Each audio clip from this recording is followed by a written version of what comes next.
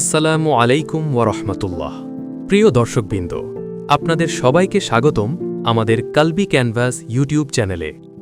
আজ আমরা আলোচনা করব রোজার ইতিহাস নিয়ে। রোজা কি শুধুই মুসলমানদের জন্য? অনেকেই মনে করেন রোজা শুধুমাত্র মুসলমানদের জন্য নির্ধারিত একটি ইবাদাত, কিন্তু বাস্তবতা হল রোজা মানব ইতিহাসের বহু পুরানো একটি ইবাদাত। আল্লাহ তাআলা কুরআনে ঘোষণা করেন, হে ঈমানদারগণ, তোমাদের উপর রোজা ফরজ করা হয়েছে যেমন ফরজ করা হয়েছিল তোমাদের পূর্ববর্তীদের উপর, যাতে তোমরা তাকওয়া অর্জন করতে পারো। এই আয়াত আমাদের স্পষ্ট করে জানিয়ে দেয় রোজা শুধু উম্মতে মুহাম্মাদির জন্য নয়, বরং আগের নবী রাসূল ও তাদের অনুসারীদের উপরও ফরজ ছিল। ঐতিহাসিকভাবে আমরা জানতে পারি হজরত মুসা আলাইহিসসালাম তাওরাত প্রাপ্তির আগে ৪০ দিন সিয়াম পালন করেছিলেন। হজরত ঈসা আলাইহিসসালামও দীর্ঘ সময় রোজা রেখেছিলেন। অর্থাৎ রোজা ছিল আত্মশুদ্ধি ও আল্লাহর নৈকট্য অর্জনের একটি প্রাচীন পদ্ধতি। এখন প্রশ্ন হল, ইসলামে রমজানের রোজা কবে ফরজ করা হয়? ইসলামের ইতিহাস অনুযায়ী হিজরতের পর দ্বিতীয় হিজরি সালে অর্থাৎ ৬২৪ খ্রিস্টাব্দে রমজানের রোজা ফরজ করা হয়। তখন রাসূলুল্লাহ সাল্লাল্লাহু আলাইহি ওয়াসাল্লাম মদিনায় অবস্থান করছিলেন। তার আগে মুসলমানরা আশুরার রোজা রাখতেন, কিন্তু রমজানের রোজা তখনও ফরজ হয়নি। দ্বিতীয় হিজরিতে যখন কুরআনের সূরা আল বাকারার আয়াত নাজিল হয়, তখন রমজান মাসের রোজা মুসলমানদের উপর ফরজ হয়ে যায়। এটি ছিল ইসলামের একটি গুরুত্বপূর্ণ মোড়, কারণ এতে নামাজের পর এটি ছিল এমন একটি ইবাদাত যা পুরো সমাজকে একসাথে পরিবর্তন করেছিল। রোজার প্রথম দিকের নিয়ম কেমন ছিল? রোজার শুরুতে নিয়ম কিছুটা কঠিন ছিল। প্রথম দিকে যদি কেউ ইফতারের পর ঘুমিয়ে যেত, তাহলে সে আর সেহরি খেতে পারত না।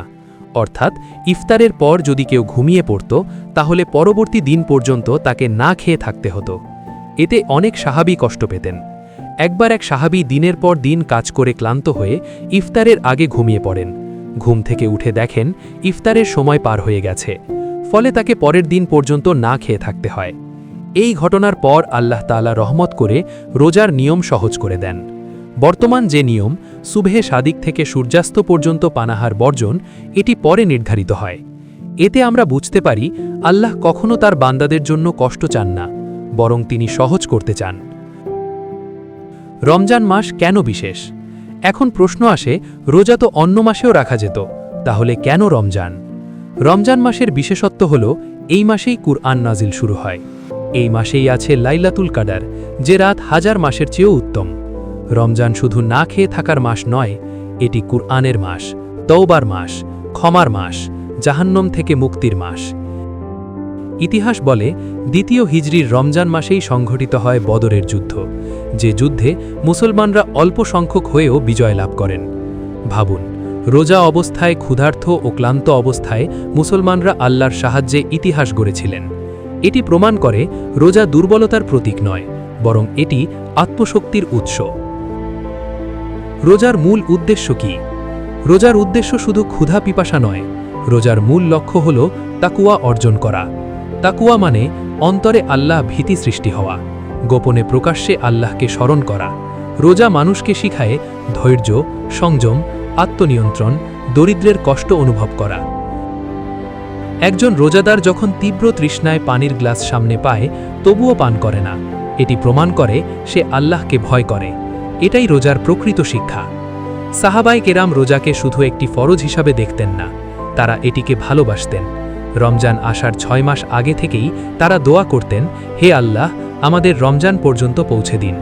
আর রমজান চলে যাওয়ার পর ৬ মাস দোয়া করতেন, হে আল্লাহ, আমাদের রোজা কবুল করুন। তাদের কাছে রমজান ছিল আত্মশুদ্ধির এক মহা সুযোগ। আজ আমরা হয়তো রোজাকে শুধু রুটিন মনে করি, কিন্তু তাদের কাছে এটি ছিল জান্নাত লাভের একটি দরজা। রোজার ইতিহাস আমাদের কি শিক্ষা দেয়? প্রথমত, রোজা একটি প্রাচীন ইবাদাত যার শিকড় মানব ইতিহাসে গভীর। দ্বিতীয়ত, আল্লাহ ধীরে ধীরে বিধান দিয়েছেন যাতে বান্দাদের কষ্ট না হয়। তৃতীয়ত, রোজা শুধু শরীরের নয়, আত্মারও পরিশুদ্ধি। আজ আমরা যদি রোজাকে শুধু ক্ষুধা সহ্য করার বিষয় বানিয়ে ফেলি, তাহলে আমরা এর আসল উদ্দেশ্য হারিয়ে ফেলব। রোজা আমাদের বদলে দেওয়ার জন্য এসেছে। প্রিয় দর্শকবৃন্দ, রোজা শুধু একটি মাসব্যাপী ইবাদত নয়, এটি একটি বিপ্লব, একটি আত্মিক পরিবর্তন। 1400 বছর আগে যে রোজা শুরু হয়েছিল আজও তা লক্ষ কোটি মুসলমানের জীবন বদলে দিচ্ছে। আল্লাহ আমাদের রোজার প্রকৃত উদ্দেশ্য বুঝার এবং আমল করার তৌফিক দান করুন।